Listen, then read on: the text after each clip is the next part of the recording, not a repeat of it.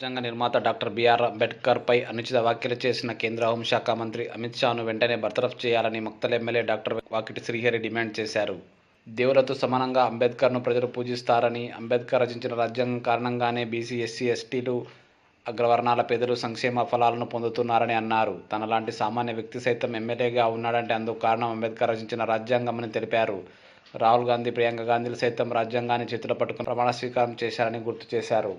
ఇటు cine star Allu Arjun theatre ఘటన విషయంలో సీఎం రేవంత్ రెడ్డి పేద ప్రజల పక్షాన నిలిచారని, సామాన్యుడి కుటుంబం కోసం కృషి చేస్తున్న సీఎం రేవంత్ రెడ్డికి రాష్ట్ర వ్యాప్తంగా ప్రజలందరూ మద్దతు పలికి అండగా నిలుస్తున్నారని అన్నారు.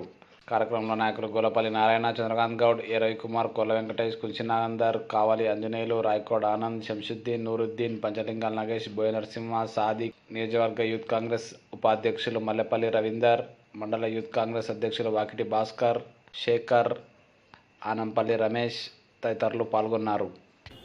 బడుగు బలహీన వర్గాలు, తాడిత పీడిత ప్రజలు, అగ్రవర్ణాల పేదలు, శ్రమజీవులు, కార్మిక కర్షక జీవులు వీళ్ళందరూ కూడా ఎంతైతే భగవంతుణ్ణి స్మరిస్తారో, ఎంతైతే భగవంతుని పూజిస్తారో ఈ ఎస్సీలు, బీసీలు, మైనార్టీలు, అగ్రవర్ణాల పేదలు, ఈ శ్రామిక కర్షక జీవులు వీళ్ళందరూ కూడా అంతే పెద్ద ఎత్తున అంబేద్కర్ గారిని పూజిస్తారు అన్నది నిజం.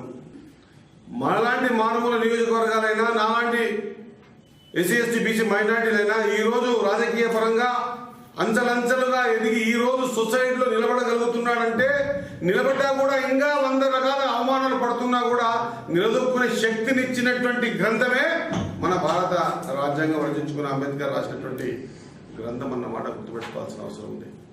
ఆ రోజు రాహుల్ గాంధీ గారు కూడా బుక్ చేతబట్టి ప్రమాణ స్వీకారం చేశారు. ప్రియాంక గాంధీ గారు కూడా గెలిచిన తర్వాత అదే బుక్ పట్టుకొని చేశారు. ఖచ్చితంగా మనం భారత రాజ్యాంగాన్ని పరిరక్షించుకోవాల్సిన అవసరం ఉంది అని తెలియజేసుకుంటూ, నిజంగా ఒక ముఖ్యమంత్రి గారు ఒక సామాన్యుల కోసం ఒక ఫిలిం ఇండస్ట్రీ ద్వారా గొడవ పెట్టుకున్నాడే, నిజంగా కూడా సామాన్యుల పక్షాన్ని నిలబడ్డ ముఖ్యమంత్రి గారికి అందరూ కూడా కృతజ్ఞతలు తెలియజేసే స్థాయికి ఈరోజు మన ముఖ్యమంత్రి గారు ఉన్నారు. కాబట్టి 100% పేదవాళ్లకు, బీద వాళ్లకు 100% ఎంబడి ఉండి నేను ఉన్నా అని చూపించి భరోసా కల్పిస్తున్న మన ముఖ్యమంత్రి గారి గురించి ఇప్పుడు యావత్ రాష్ట్రాలు ఆలోచన చేస్తా ఉన్నాయన్నమాట ఒక్కసారి గుర్తు చేస్తూ